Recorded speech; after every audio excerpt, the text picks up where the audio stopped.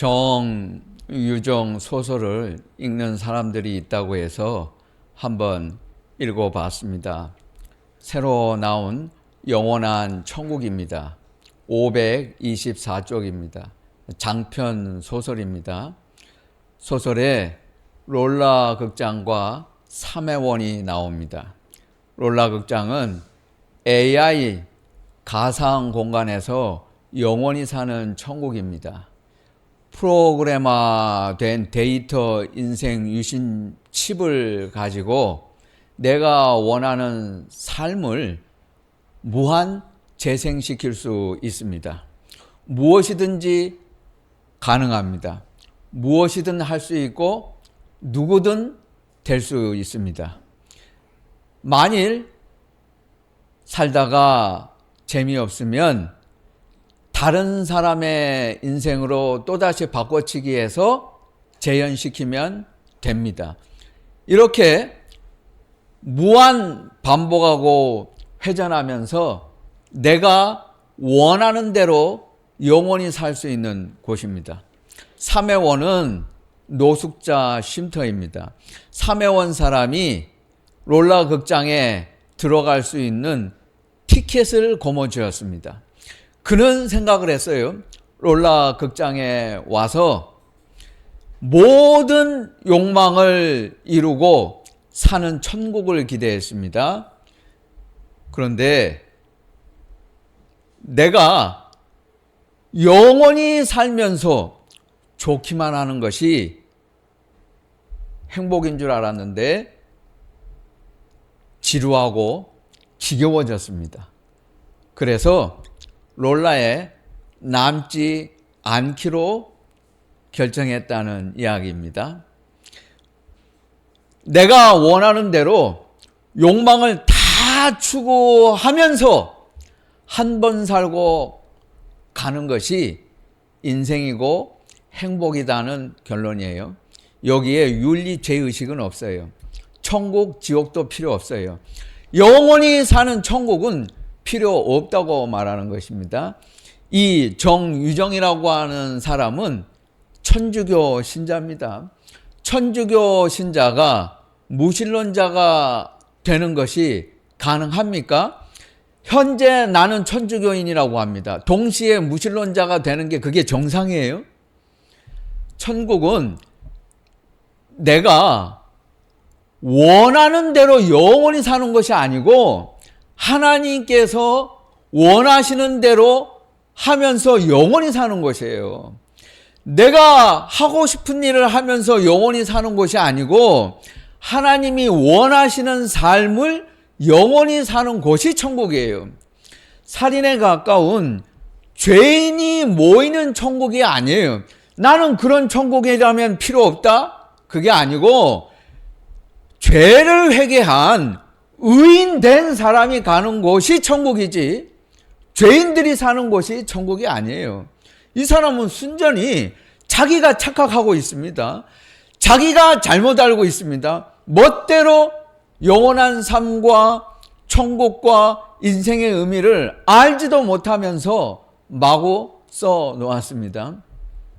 뇌물을 받고 댓글 부대가 남긴 글이에요. 역시 정유정 작가입니다. 기다리고 기다렸어요.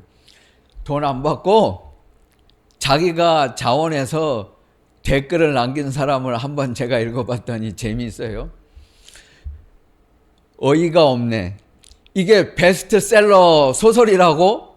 내가 처음부터 끝까지 다 읽어봤는데 깊이도 없고 내용도 없고 알맹이는 없고 이거 뭐야? 정유정이라고 하는 작가가 한국에서 무슨 대단한 철학을 가지고 있는 사람인 양 마케팅 하던데 작작 좀 해라. 철학은 무슨 철학? 그건 개똥 철학이야. 내가 읽어보니까 주저리 무슨 이야기를 했는지 아무것도 모르겠어. 이렇게 써놨어요. 이 사람이 솔직한 사람입니다. 우리 시대에 대표적인 무신론자들이 있습니다. 인간이 하나님을 만든 거다. 리차드 도킨스. 또 한 사람이 마이크로소프트의 빌 게이츠, 그리고 최근에 한 사람이 가세했는데 유발 하라리입니다. 이 사람이 쓴 호모 사피엔스 책으로 학계에서 인정을 받았습니다. 제목만 봐도 냄새가 나죠. 사람이 아니고 호모 사피엔스라고 했습니다. 레바논계 유대인입니다. 히브리 대학에서 역사를 가르치고 있어요. 저는 도저히 이해가 안 가요. 히브리 대학에서 왜 이런 사람을 받아줄까? 그 사람이 어떤 사람인데? 이 사람은 인간에게 영혼은 없고 자유의지도 없다고 주장을 합니다. 과학으로 증명할 수 없고 눈에 보이지 않으니까. 틀렸습니다. 과학에서 최고 석학들이 연구하는 분야가 뭔지 아세요? 지금 세계 최고의 과학은 양자 물리학이에요. 이건 정말 학자들 중에 학자, 머리가 보통 비상한 사람들이 아니면 이 분야에 뛰어들지 않아요. 그런데 양자 물리학자들이 우리 뇌를 연구한 결과 영적인 세계가 있다는 걸 과학으로 증명해냈어요. 눈에 보이지 않는다고 해서 없는 게 아니고 뇌신경 세포를 연구해 보니까 여기에 시그널을 보면 분명히 좌우 뇌가 있는데 양쪽에서 소통하지 않은 제3의 시그널이 발견이 돼요. 그 영의 세계, 영혼이 있다는 걸 과학으로 양자 물리학자들이 증명을 했어요. 인간 영혼이 없는데 어떻게 사랑을 하고 공감을 합니까? 서로 두 사람이 멀리 떨어져 있는데 어떻게 느껴요? 자유의지가 없는데 유발 하라리는 왜 자기 마음대로 생각을 하고 주장을 합니까? 자유의지가 없고 나를 누군가가 조종하고 있다고 한다면 그건 누구예요? 그건 설명하지 않잖아요.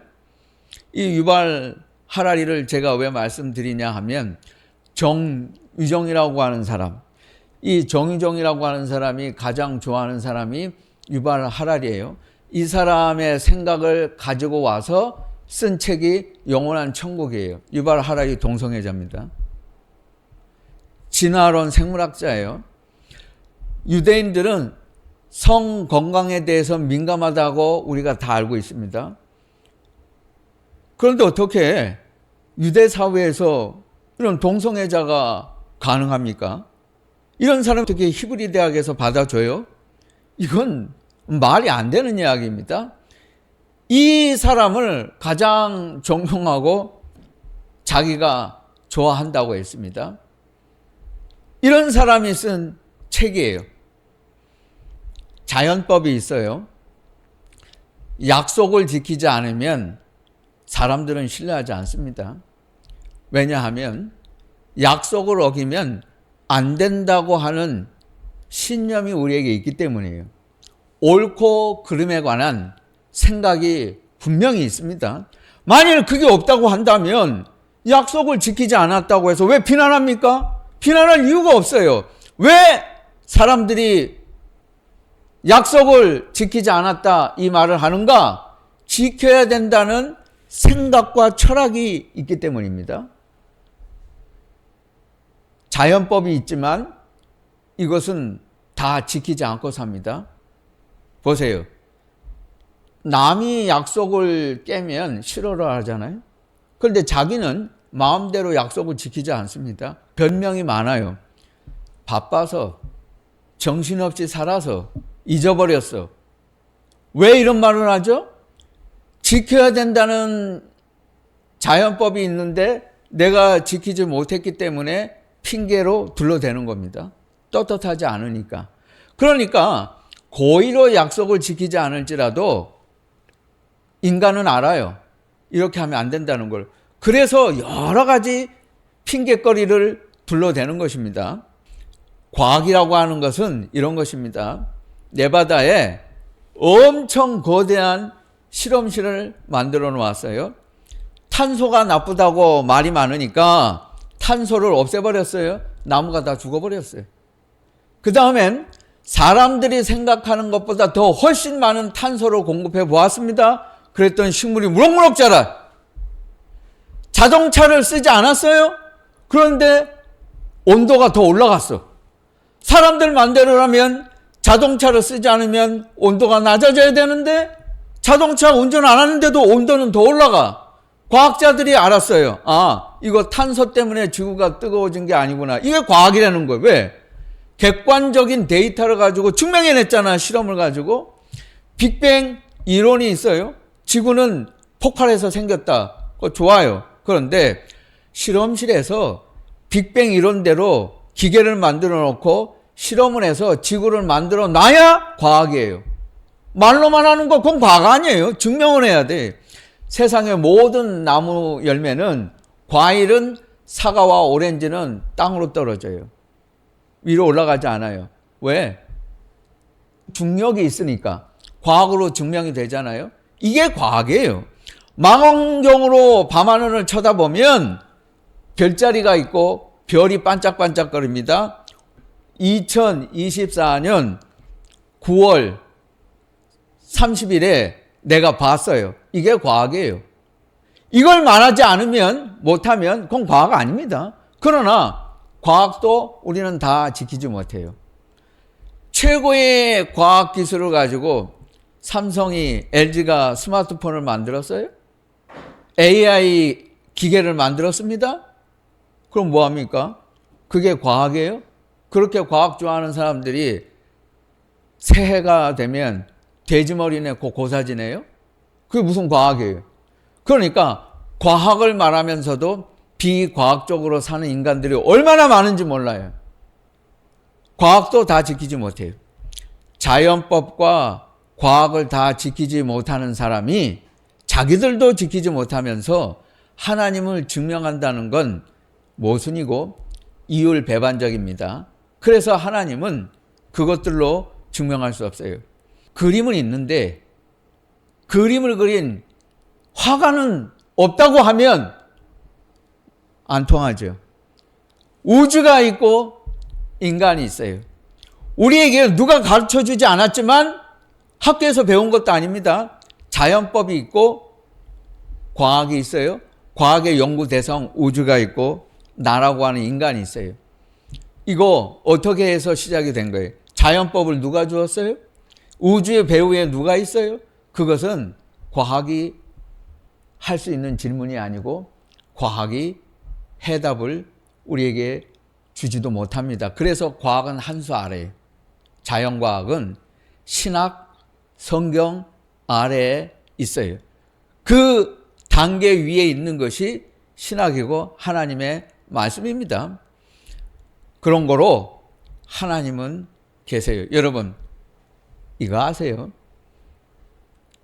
과학도 아니고 수학도 아니에요. 하나님이 계신다. 예수 그리스도가 살아 계신다. 이것을 최고로 가장 확실하게 증명하는 사람들은 하나님을 가장 잘 믿는 사람들이 아니에요. 무신론자가 하나님이 있다는 것을 가장 잘 증명하는 사람들이에요. 하나님이 있으니까 하나님 없다는 말을 하는 거예요. 하나님이 있기 때문에 나는 하나님을 안 믿는다라는 무신론자가 나오는 거예요. 하나님이 없으면 하나님이 있다 없다 그 자체를 생각할 수 없어요. 그건 가능하지 않아요. 왜 무신론자가 있느냐? 하나님이 살아 계시기 때문에 있는 거예요. 하나님이 없으면 무신론자도 없어요. 그러니까 무신론자가 있다는 건 하나님이 가장 확실하게 살아 계신다는 증거입니다. 요한 계시록은 성경 마지막 책인데 1장 1절을 읽어보면 이렇게 시작하잖아요. 예수 그리스도의 계시다. 계시란 말은 내가 베일을 벗기고 보여주지 않으면 절대로 알 수 없는 것입니다. 하나님께서 베일을 벗기시고 자신 예수 그리스도의 모습으로 그분을 우리에게 보여주셨어요. 그게 계시입니다. 성경 66권이 있는데 창세기에서부터 요한계시록까지 어떤 성경도 예수 그리스도의 계시다 하고 시작하는 성경은 요한계시록 하나밖에 없고 다른 곳에는 없어요. 여기 1장 1절에만 있어요. 예수 그리스도의 계시다. 다른 성경에는 없습니다. 요한계시록 1장 1절은 이렇게 시작을 해요. 이 말은 예수 그리스도에 대해서 어떤 사람이 쓴 계시라는 말이 아니에요. 예수 그리스도께서 직접 우리에게 주셨다라는 그런 뜻이에요. 내가 곧 말씀이요, 내가 곧 하나님이고 내가 주는 것이다. 요한의 계시록이 아닙니다. 요한계시록이라고 했죠. 요한의 계시록이 아니고 예수 그리스도의 계시, 예수께서 직접 주셨기 때문입니다. 창세기를 읽고 시작해서 요한계시록까지 가야 예수님을 제대로 믿는 사람입니다. 창세기는 하나님이 시작하신 것을 인간이 망가뜨렸다는 이야기고, 요한계시록은 인간이 망가뜨린 것을 하나님이 회복하시고 하나님이 시작하신 것을 완성하신다는 이야기입니다. 그래서 하나님은 처음과 나중이요, 오늘 말씀 마지막 절을 보면 나는 알파와 오메가다. 시작과 끝이라는 것입니다. 알파는 헬라어 첫 글자고 오메가는 헬라어 마지막 글자입니다. 영어의 A와 G, Z에 해당하는 것입니다. 처음과 마지막에. 하나님을 생각하지 않고 우리는 이 세상 그 어떤 것도 시작할 수 없고 끝낼 수도 없어요. 모든 것은 이 안에 다 있습니다. 하나님이 시작과 끝이에요. 이 시작과 끝을 빼놓고 어떤 것도 우리는 말할 수 없고 생각할 수도 없습니다. 속히 일어날 일들이라고 했습니다. 곧 머지않은 미래에 사건이 있고 예수님이 심판을 하시러 들이닥치신다는 이야기가 아니에요. 이미 시작이 되었다는 거예요. 하나님께서 구원하시고 심판하시는 일은 이미 벌써 시작되었어요. 승차가 진행 중이에요. 아직 늦지 않았습니다. 지금이라도 이 차에 올라타야 돼요. 지금이라도 제대로 정신을 차리고 예수님을 믿어야 할 것입니다. 그런 말씀이에요. 기다리라는 게 아니라 이미 시작은 됐어요. 출발이 되었다는 것입니다. 이 말씀을 읽는 자와 듣는 자와 지키는 자가 복이 있도다. 말씀을 읽는다는 것은 말씀을 묵상한다는 거죠. 말씀을 듣는다는 것은 귀로 들으라는 이야기가 아니고 실천하라는 이야기입니다. 여러분, 듣고 실천하지 않으면 그건 듣는 게 아니죠. 실천을 해야 듣는 거예요. 지키는 자가 복이 있다. 이 지킨다라는 건 실천하라는 얘기가 아니고, 지킨다는 말은 하나님의 말씀을 반쪽만 말하지 말라는 것입니다. 오늘 우리 교회들의 문제가 여기 있잖아요.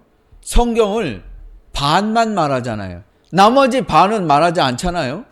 말하기 좋은 것, 사람들의 눈치를 보고 사람들이 원하는 이야기만 하지 않습니까? 그게 문제라는 거예요. 반쪽짜리 기독교는 기독교 아닙니다. 선배 목사님 한 분이 목회를 너무 하기 힘들고 싫어서 교회 사임을 하겠다 그래요. 왜 그러시냐고, 잘하시는 분이, 열심히 하시던 분이 왜 갑자기 그러십니까 하고 물었더니 이렇게 말을 해요. 설교를 하면 교회가 오래됐어요. 장로님들이 전화를 한다는 거예요. 목사님, 고난 설교하지 마세요. 목사님, 고통 설교하지 마세요. 목사님, 지옥 설교하지 마세요. 이 사탄이요, 장로가 아니고. 이 교회는 마귀가 지배하는 교회지 성령이 지배하는 교회입니까? 십자가는 설교하지 말래. 좋은 거, 행복, 성공, 우리한테 위로만 주세요.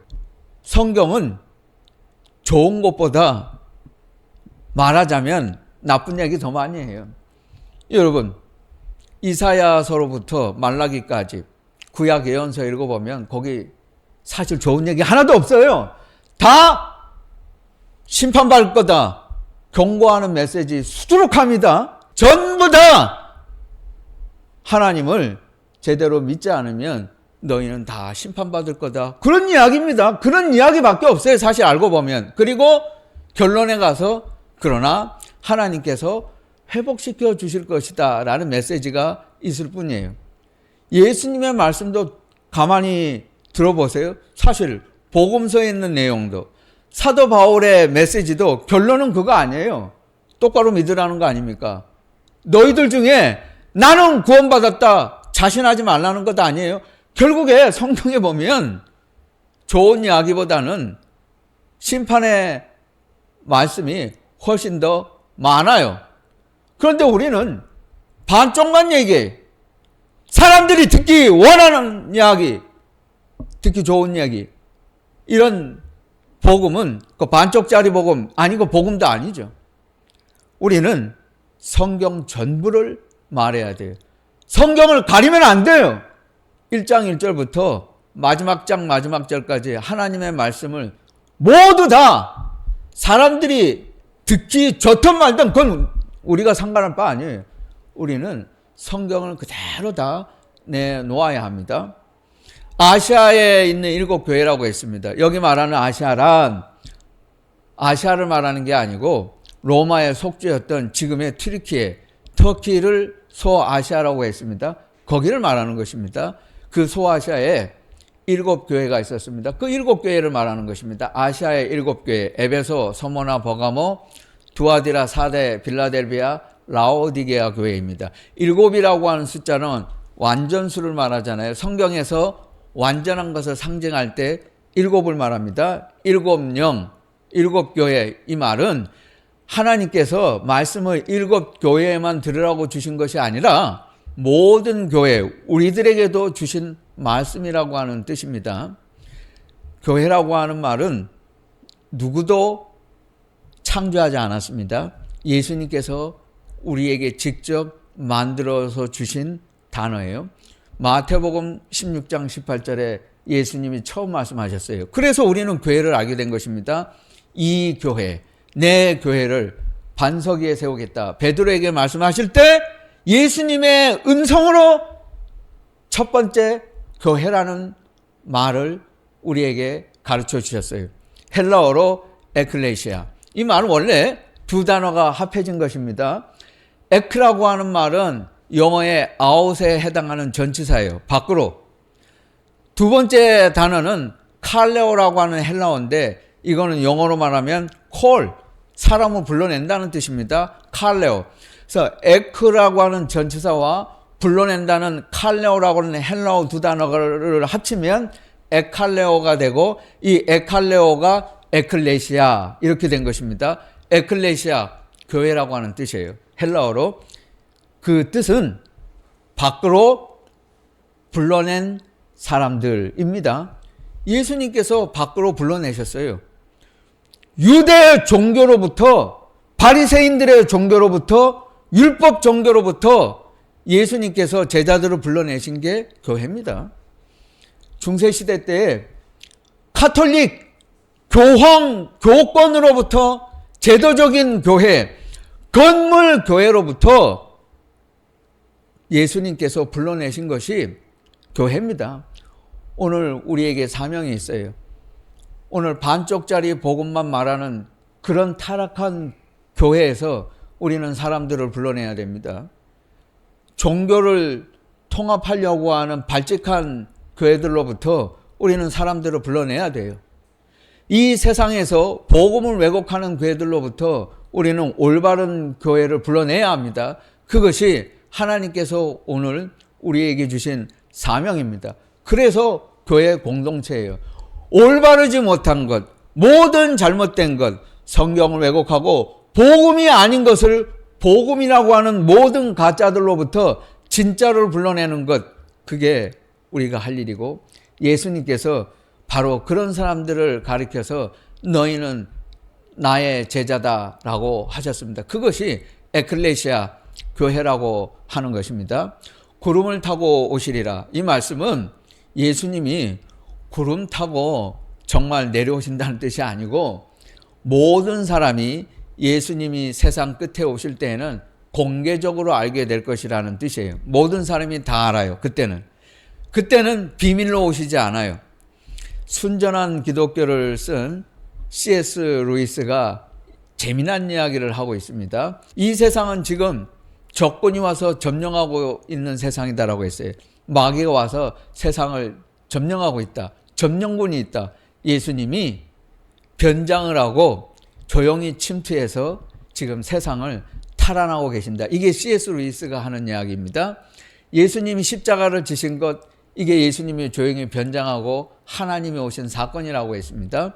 예수님이 왜 그러면 한 번에 나니아에 있는 이야기처럼, 반지의 제왕에 있는 이야기처럼 대군을 이끌고 와서 한 번에 싹 악을 청소하지 않고 이렇게 침투하셔서 어렵게 하실까? 그건 이유가 있어요. 독일이 프랑스를 점령을 했습니다. 연합군이 탈환할 때에 프랑스 안에서 레지스탕스가 있었고 나치에 부역하는 자들도 있었어요. 그러면 연합군이 프랑스에 들어올 때 독일과 항전했던 레지스탕스는 당당할 것입니다. 그러나 아무것도 하지 않은 프랑스 국민은 부끄럽죠. 하나님께서 우리에게 기회를 주신 것이다. 예수님이 조용히 침투하신 이유는 점령군을 몰아낼 때 우리에게도 명예롭게 당당하게 주님과 함께 싸워서 이 세상을 탈환하라고 기회를 주신 거라는 거예요. 부끄럽지 않게 만드시려고 그렇게 하신 것이다. 기독교 방송국에 가보면 이런 사인을 붙여놨어요. Thank God, Thank Jesus Christ. 하나님을 생각하라, 예수 그리스도를 생각하라. 영어를 말하는 사람들은 think라고 하는 말 쓰지 않아요. Seeking God, Finding God. 하나님은 생각하는 존재가 아니고 하나님은 찾아야 되는 존재예요. Meeting God. 하나님을 만나라. Trusting God. 하나님을 신뢰하라. 그래서 그 사람들은 하나님을 생각하라는 말을 절대 하지 않고 하나님을 찾으라, 하나님을 만나라, 하나님을 신뢰하라 이렇게 말하죠. 그렇죠. 생각만 하고 실천할 생각을 안 하니까 그게 문제예요. 오늘 이 세상에 유사구원이 많잖아요. 가장 사악한 방법은 정치가 올바로 되면 이 세상을 구원할 수 있다? 이 사악한 자들입니다. 정치가 무슨 세상을 구원해요? 더 망가뜨려 놔요. 절대 믿으면 안 돼요. 교육을 해도 소용없어요. 제도를 바꾼다고 되지 않아요. 경제가 사회를 구원합니까? 구원은 예수 그리스도만 해요. 여러분, 이 세상에 답은 하나밖에 없어요. 두 가지 정답은 없어요. 정답은 하나밖에 없어요. 우리가 이 세상에서 이웃을 위해 최고로 할 수 있는 사랑은 예수 그리스도만 구원하신다를 말하는 것입니다.